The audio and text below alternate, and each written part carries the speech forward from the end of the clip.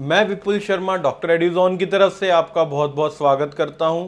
आज हमारे साथ वो डॉक्टर्स हैं जिन्होंने 2017 में डॉक्टर एड्यूजोन यानी कि हमारे थ्रू एडमिशन लिया था फॉरेन कंट्रीज में, और आज ये कि बहुत ही ग्रेटफुल मूवमेंट है कि इन्होंने अपने परफेक्ट टाइम पे 5.5 साल में अपनी MBBS कंप्लीट करके और अपना FMG का एग्ज़ाम पहले अटेम्प्ट में क्लियर किया। तो आइए जानते हैं कि डॉक्टर्स का एक्सपीरियंस कैसा रहा और डॉक्टर एड्यूजोन की सर्विसेज के बारे में ये क्या कहना चाहेंगे। तो आइए हम आपका इंट्रोडक्शन कराते हैं डॉक्टर कुबेर से। तो डॉक्टर कुबेर बताइए कि आपका एक्सपीरियंस कैसा रहा। I am doctor Kuber Sharma. मैंने अपनी MBBS 2017 में परस्यू करी थी और 2023 में मैं पास आउट हुआ था, और 2024 के जो जनवरी का जो एग्जाम था उसमें मैंने FMG में फर्स्ट अटेम्प्ट में FMG क्लियर करा और मेरे मार्क्स थे 171।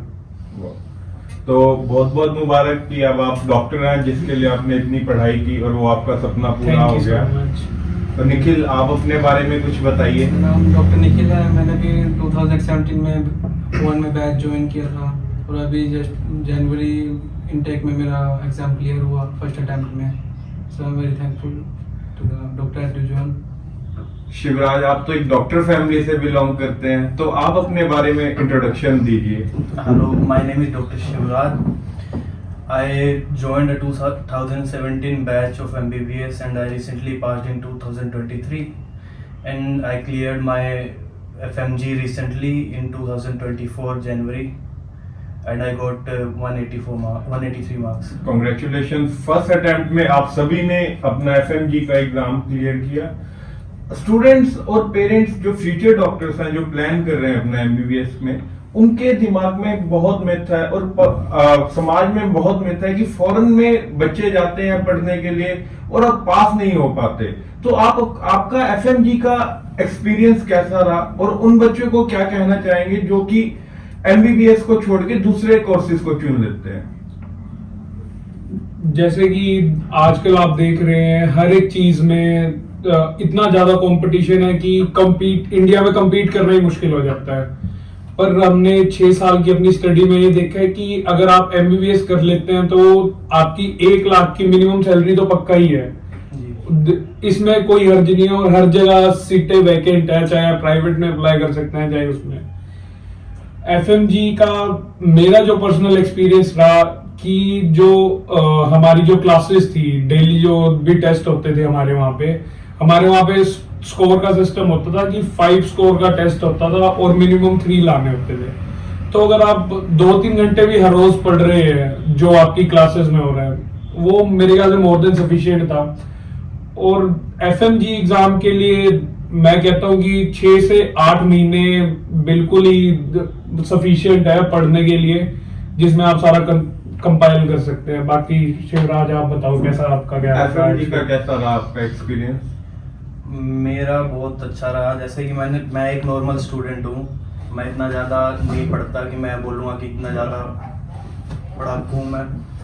तो मैंने अपनी preparation 7 to 8 month before start की थी और मैं नॉर्मली जितना मैं पढ़ सकता था मैंने उतना किया, 7 से 8 घंटे, और मेरा बढ़िया नंबर से क्लियर हो गया एग्जाम। कांग्रेचुलेशंस। और आप फ्यूचर डॉक्टर हैं और आप गर्व से कह सकते हैं कि आप अपनी मेहनत से पास हुए हैं। Thank you. और आपका FMG के लिए क्या एक्सपीरियंस है? आप इस मिथ को कैसे क्लियर करना चाहेंगे कि जो डर है लोगों के दिल में कि बाहर चले जाते हैं और पर चले तो जाते हैं पर डॉक्टर नहीं बन पाते, पर आप फर्स्ट अटेम्प्ट में पास हुए हैं, और इस बारे में आप क्या कहना चाहेंगे? ये मिथ लोगों की गलतफहमी है। एक तो बिल्कुल ऐसा कुछ नहीं। अगर आप पढ़ रहे हो ढंग से, ये लगा लो आप अगर कंसिस्टेंट और 4-5 मंथ भी इनफ है FMG क्रैक करने के लिए। मैं ये नहीं कहूँगा कि बिल्कुल इजी एग्जाम मॉडरेट है। ये सिर्फ क्वालिफाइंग एग्जाम है, ये कोई आपको मेरिट नहीं चाहिए, जस्ट आपको 50% चाहिए और आपको वो इजीली आ सकता है अगर आप कंसिस्टेंट रहेंगे। तो मेरा तो ये था, क्लास में हम पीछे हमारा लेक्चर एक्चुअली सेम लगता था, तो हम तो लेक्चर में मस्ती मारते थे अपना बढ़िया बैठ के पीछे।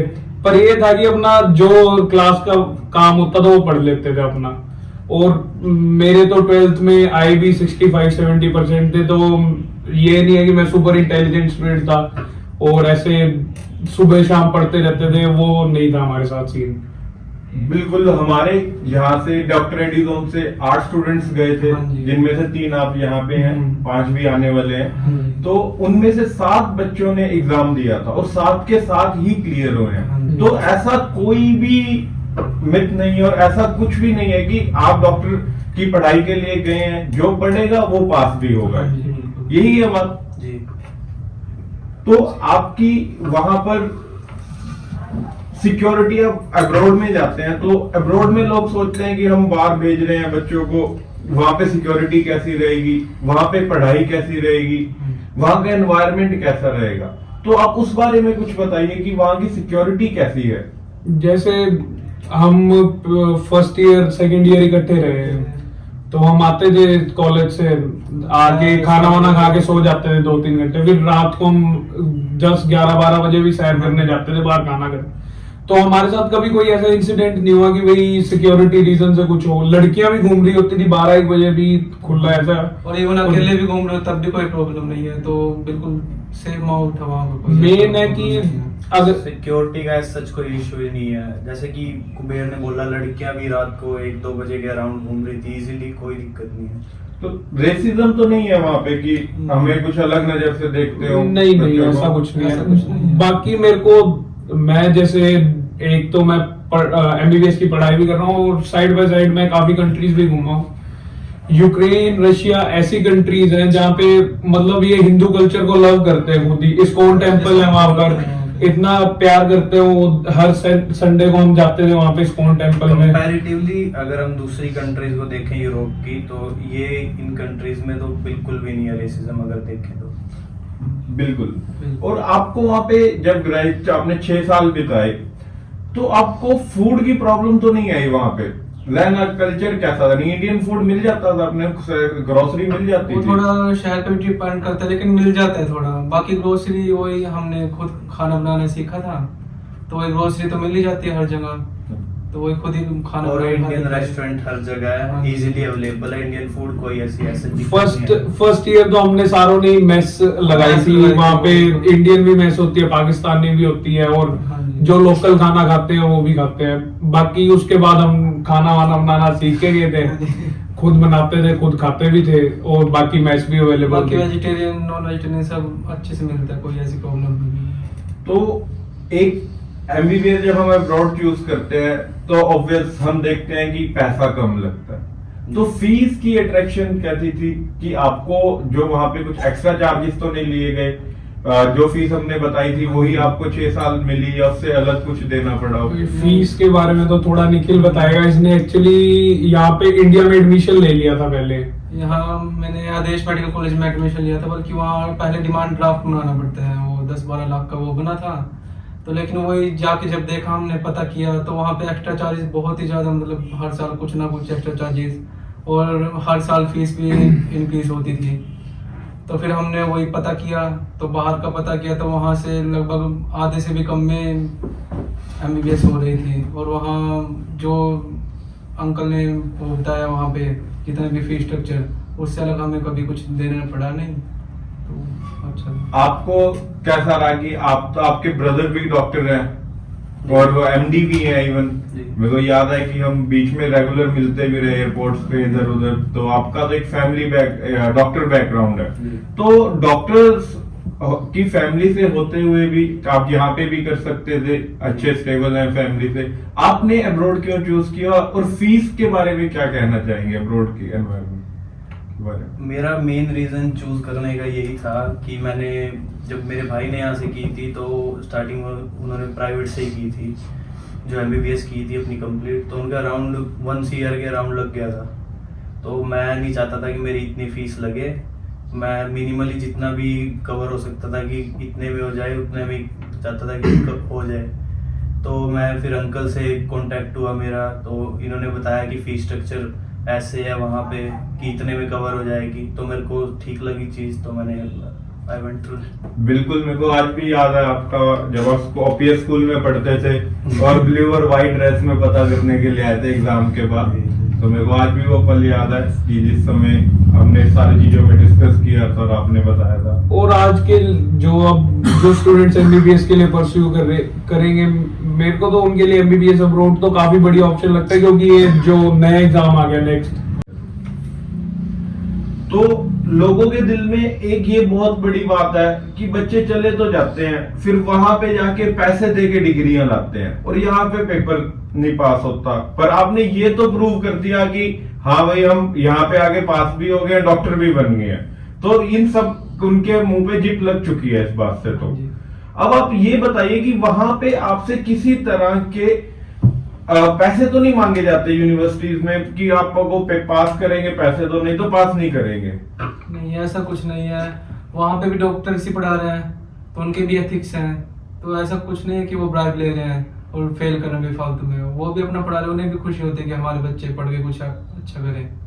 तो ऐसा कुछ आपसे तो नहीं कभी किसी ने पैसे मांगे यूनिवर्सिटी में? किसी मेरा सच कोई एक्सपीरियंस नहीं है कि किसी ने मेरे से पैसे मांगे हो पास होने के लिए, नहीं है ऐसा कोई एक्सपीरियंस।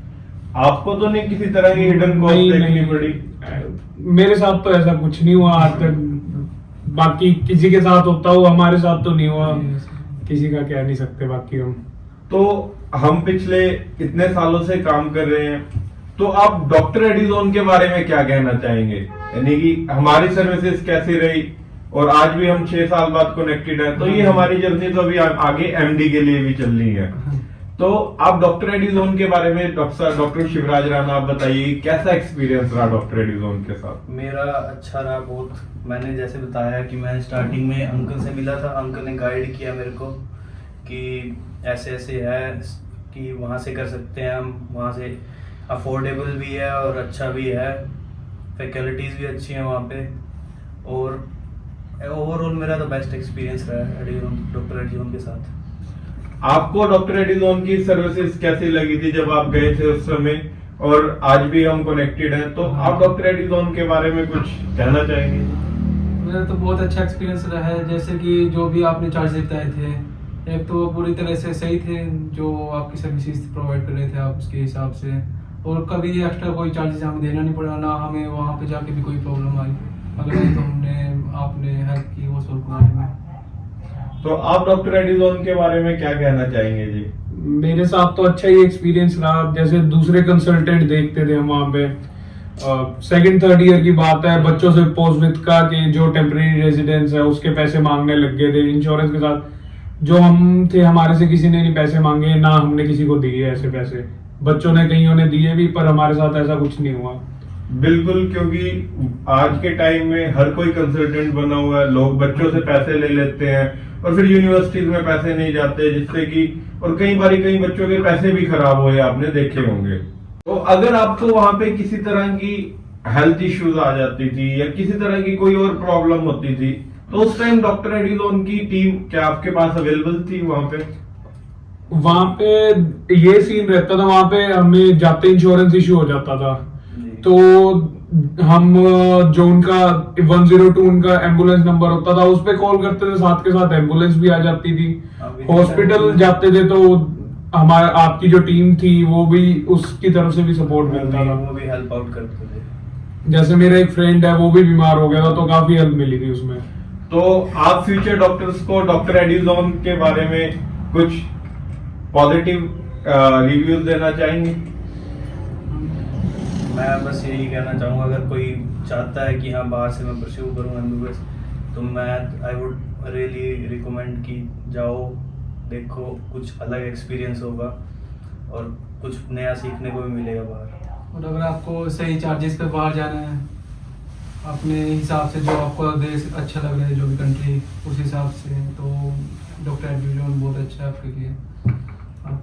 एमबीबीएस अब्रॉड मेरे को प्रोग्राम ही बहुत अच्छा लगा। जैसे हमें छोटे करनाल बहुत बड़ा शहर नहीं है, हमें कुछ नई ऑप्शन है, एक कंट्री नहीं कि सिर्फ हमें कुछ पता ही नहीं होता था 12th के बाद कि भाई क्या करना है क्या नहीं करना। हम तो स्कूल गए हैं, स्कूल से घर आए हैं, कभी बस मार्केट तक ही गए होंगे, सीधा इतनी बड़ी कंट्री में जाके मतलब काफी ज्यादा कल्चरल एक्सपीरियंस भी मिले हमारे। जैसा अरेबिक भी दोस्त बने हमारे वहाँ पे, इजिप्शियन दोस्त बने और कई इजरायली दोस्त बने, अलग अलग साउथ अफ्रीका के, तो अलग अलग कल्चर भी जानने का मौका मिला। खाना खाने हमने अरेबिक खाना खाया, तुर्किश खाना खाया, मतलब काफी मतलब इंटरनेशनल एक्सपोजर है, बंदा खुलता है, उसकी जो बन के निकलता है वहां से कुछ।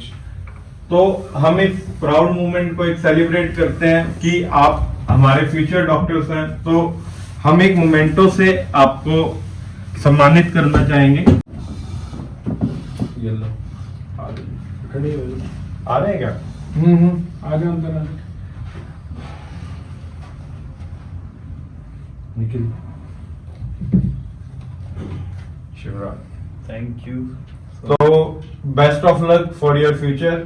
Thank you. देखो, जिस तरह से आपने मेहनत से पढ़ाई की है, ऐसे ही समाज की सेवा करो और एक अच्छा डॉक्टर बनो। जिस समय किसी पेशेंट को जरूरत है तो अपनी औत को मत भूलना, उसको देखते हुए। और ऐसे ही जर्नी में हम आगे चलते रहेंगे। अभी एमडी है, डीएम है और आगे कितने सुपर स्पेशलिस्ट कोर्स हैं, तो डॉक्टर एडिजोन हमेशा आपका हर पल साथ देगा।